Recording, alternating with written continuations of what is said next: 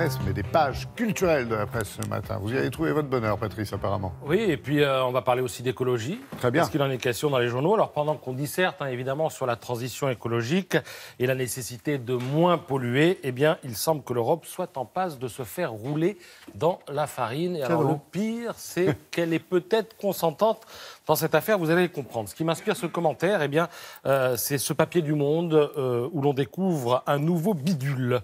Le principe d'innovation. Ça sonne bien, hein, le principe d'innovation. Ouais. C'est une promesse. Ça sent aussi un petit peu l'arnaque, vous allez comprendre. Ce principe d'innovation s'apprête à faire son entrée dans la législation européenne. Il figure en préambule du texte établissant le prochain programme de recherche de l'Union européenne qui distribuera, tenez-vous bien, 100 milliards d'euros en 6 ans. Et que dit ce principe ? Eh bien, il dit en gros qu'à chaque fois que l'industrie propose une innovation, il faut évaluer l'impact de cette innovation. Donc, c'est évident que sur le strict plan de l'innovation, une innovation, c'est toujours intéressant. Si on oublie la pollution, si on oublie la santé, sur le plan de l'innovation, c'est toujours génial.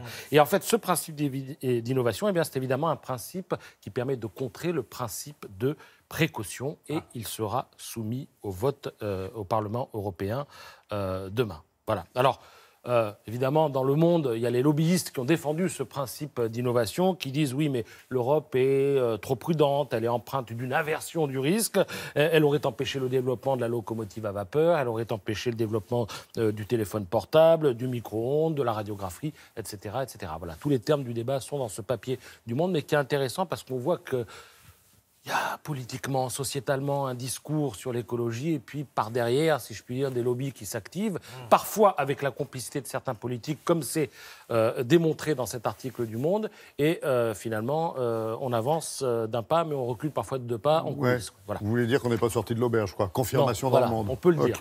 Alors, il ne faut jamais non plus désespérer de l'homme et de ses neurones, hein, parce que si vous cherchez aussi de quoi croire en l'avenir, eh bien, vous trouverez ça dans ce numéro spécial de La Tribune, qui recense les meilleures idées pour changer le monde. Et dans la catégorie écologie, vous verrez qu'il existe des innovations qui augurent un avenir meilleur. Alors, par exemple, aux États-Unis, le premier smartphone sans batterie vient de voir le jour. Oui, non. Alors comment ça marche ? En fait, ce téléphone puise son énergie dans les ondes électromagnétiques émises par les équipements qui l'entourent. Donc pour l'heure, on se calme, hein, c'est un prototype, mais le principe fonctionne, reste à faire en sorte que ce téléphone soit suffisamment solide dans un avenir très proche pour supporter une utilisation intensive qu'on pourrait en faire et qu'on en fait d'ailleurs au quotidien les uns et les autres. Autre promesse, la peinture capable de stocker de l'énergie. C'est-à-dire que c'est une peinture qui contient des produits qui lui permettent de capter l'humidité et de stocker l'énergie solaire. Produit naturel ?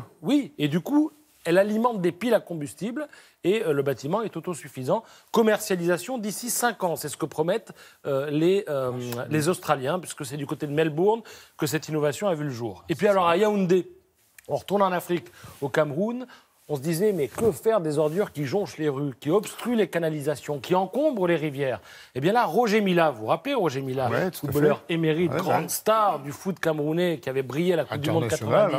C'est ça. Eh bien, il a fondé une association qui s'appelle Cœur d'Afrique.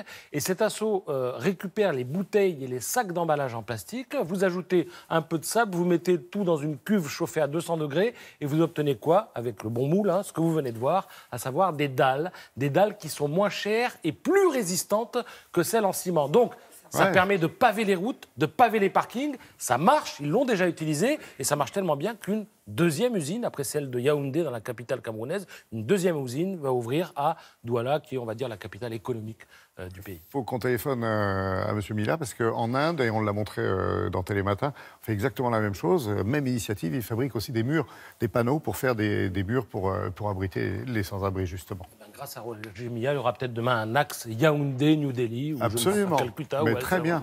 L'international des bonnes idées. Je conseille ce numéro de La Tribune, je ne sais pas si on peut revoir la une, mais il est exceptionnel. D'ailleurs, c'est, pour tout vous dire, Laura qui me l'avait confié, je ne l'avais pas vu passer. Il y a énormément d'innovations dedans, notamment sur le plan écologique. Ça permet de faire le point, de savoir ce à quoi il faut s'attendre et ce qu'il faudrait surtout aider, subventionner et promouvoir. Merci beaucoup, Patrice.